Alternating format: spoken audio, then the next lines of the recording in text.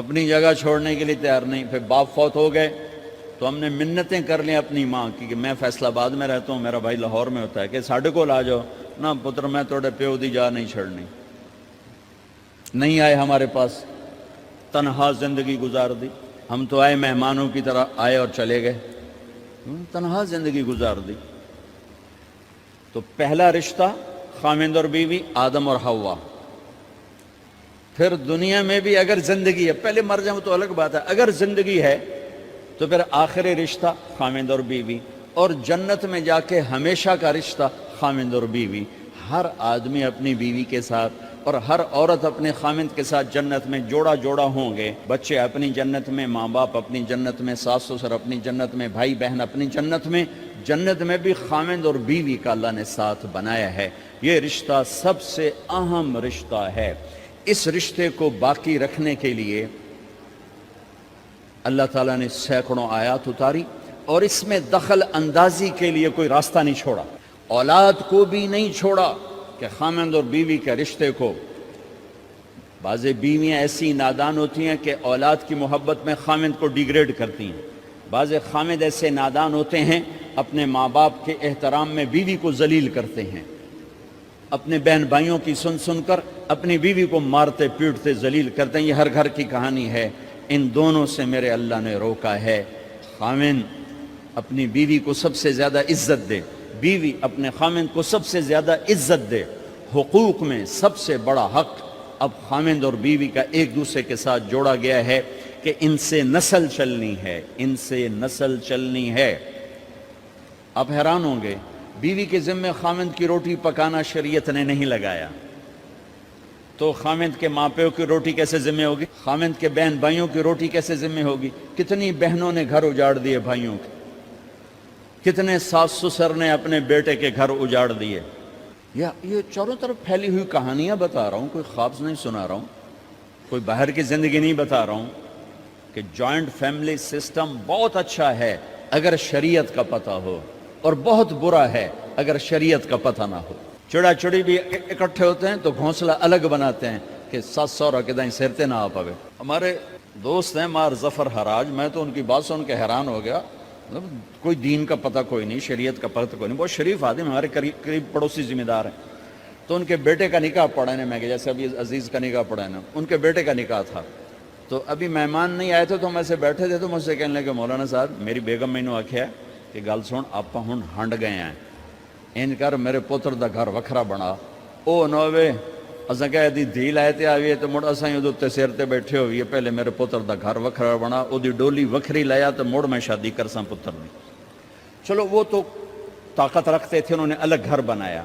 شریعت نے یہ عورت آنے والی لڑکی کا حق رکھا ہے کہ اگر خاوند کے پاس طاقت ہے تو اس کو الگ گھر دے. اگر وہ ڈیمانڈ کرے کہ آپ مجھے الگ گھر لے کر دیں تو یہ ماں باپ کی نافرمانی نہیں, یہ حق تلفی نہیں, اس آنے والی کا حق ہے کہ اس نے تیری نسل کو سنبھالنا ہے.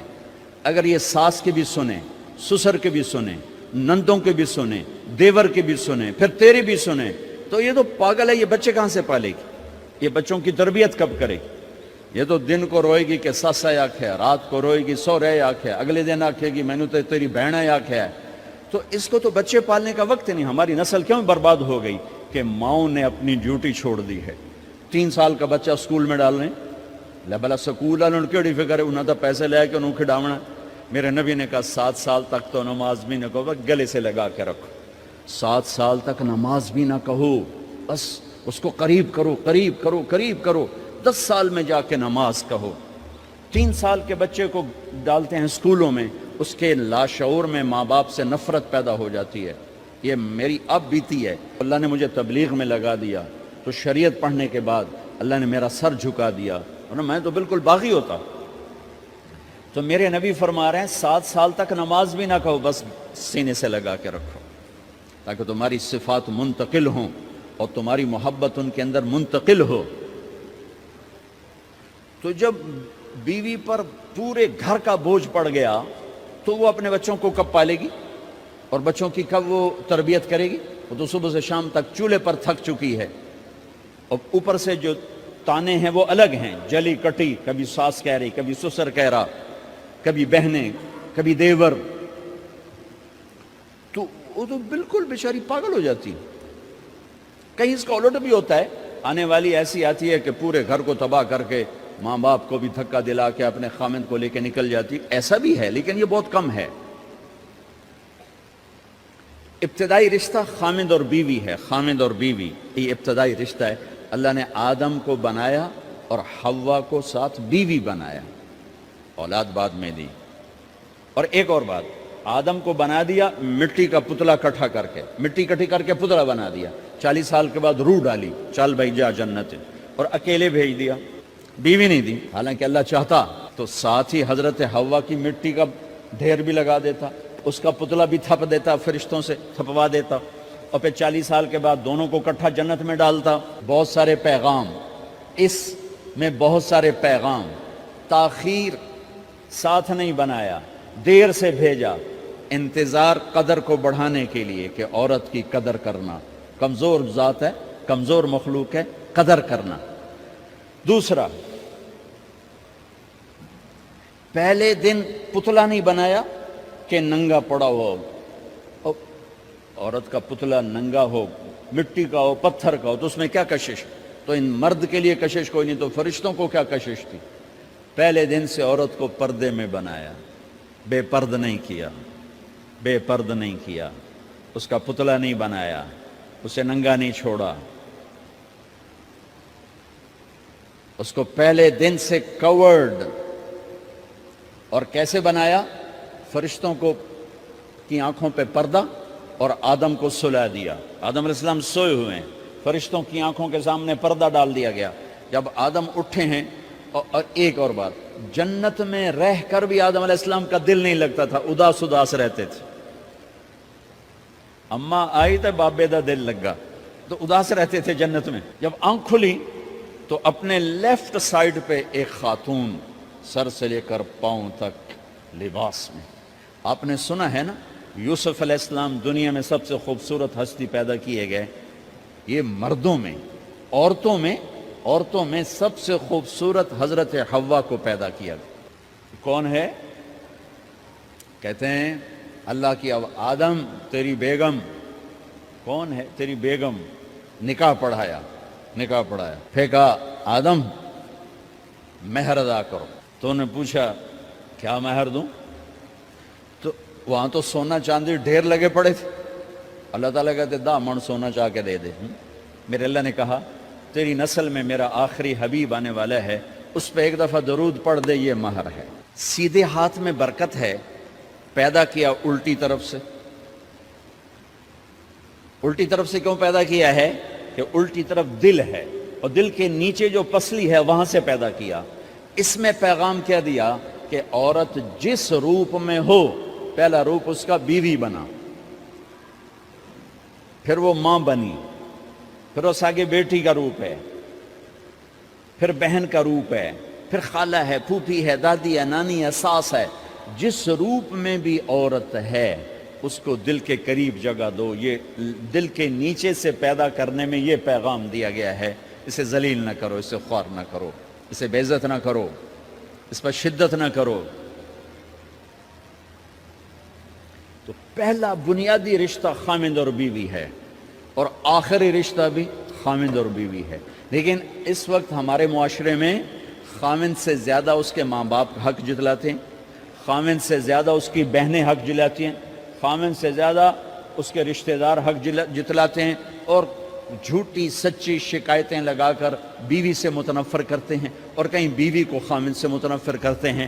آپس میں لڑائی لڑا کے پھر خوش ہوتے ہیں. میرے نبی سے پوچھا جائے یا رسول اللہ آپ کو سب سے زیادہ کس سے پیار ہے؟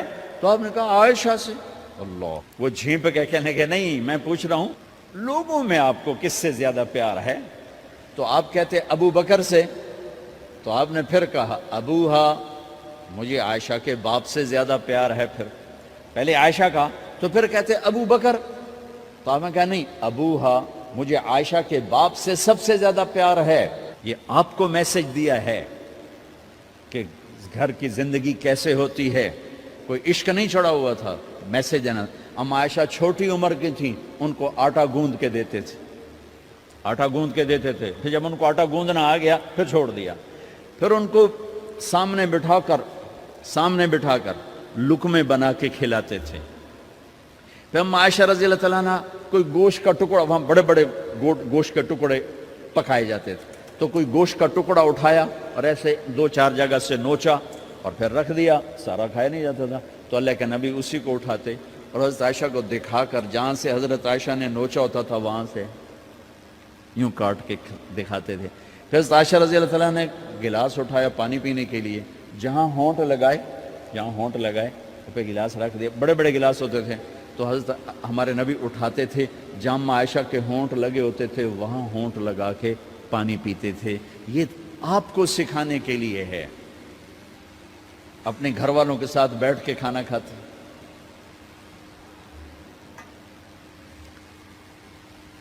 یہ میرے نبی کی معاشرت ہے، یہ میرے نبی کی زندگی. گھر میں جھاڑو دیتے، اپنے کپڑے خود دھوتے، کوئی چیزیں بکھری پڑی ہوتی تو بیوی کو نہیں ڈانٹتے، خود اٹھ کے سیٹ کر کے رکھ دیتے. گھر والوں کے ساتھ مل کر برتن دھوتے، صفائی کرتے، گھر والوں کے ساتھ مل کر. یہ میرے نبی کی ایک خوبصورت زندگی ہے. بھائیوں بہنوں، ہم بھلا چکے ہیں. بیوی کے لیے خامند کو سب سے بڑا حقدار. بعض لڑکیاں ایسی نادانی کرتی ہیں کہ شادی کے بعد بھی اپنے ماں باپ کی آنکھ کو دیکھ کے چلتی ہیں. شادی کے بعد سب سے بڑا حق خامند کا ہے. شادی کے بعد سب سے بڑا حق خامند کا ہے. ماں باپ پیچھے چلے جاتے ہیں، بہن بھائی پیچھے چلے جاتے ہیں. لیکن یہ نادانیاں بھی دیکھنے کو ملتی ہیں کہ شادی کے بعد بھی ماں باپ اپنی بچی کو اپنے قابو میں رکھنے کی ترتیبیں سوچتے ہیں تو وہ بھی اپنی بچی کا گھر برباد کر دیتے ہیں. میرے نبی سے پوچھا گیا، یا رسول اللہ، عورت پر سب سے زیادہ کس کا حق ہے؟ تو آپ نے فرمایا اس کے خامند. ایک خاتون ہے، یا رسول اللہ میری شادی ہو رہی ہے تو میرے اوپر میرے خامند کا کیا حق ہے؟ تو آپ نے ارشاد فرمایا، تیرے خامند کے جسم پر زخم ہو، زخموں میں پیپ پڑ جائے اور تو اپنی زبان سے چاٹ کے زخم صاف کرے تو تو نے اپنے خامند کا حق ادا نہیں کیا. خامند کو سمجھایا کہ سب سے بہترین مسلمان وہ ہے جو بیوی سے اچھا سلوک کرتا ہے، اور میرا سب سے اچھا سلوک ہے اپنی بیویوں کے ساتھ. یعنی قاب قوسین او ادنا آپ کا مقام ہے. اللہ پاک کا دیدار اپنی آنکھوں سے کیا ہوا ہے، اور آپ ہمیں معاشرت سکھا رہے ہیں کہ ایک جہاد کے سفر سے واپس آ رہے ہیں. اما عائشہ ساتھ ہیں تو آپ نے صحابہ سے کہا بھئی آگے چلے جاؤ. وہ سارے آگے چلے گئے. جب سارے نظروں سے غائب ہو گئے تو آپ نے کہا، عائشہ دوڑ لگاؤ گی میرے ساتھ؟ عائشہ نے نہیں کہا، میرے نبی نے کہا دوڑ لگاؤ گی. آج کل کا کوئی علامہ بھی یہ نہیں کرے گا. عائشہ دوڑ لگاؤ گی میرے ساتھ؟ کہا جی لگاؤں گی.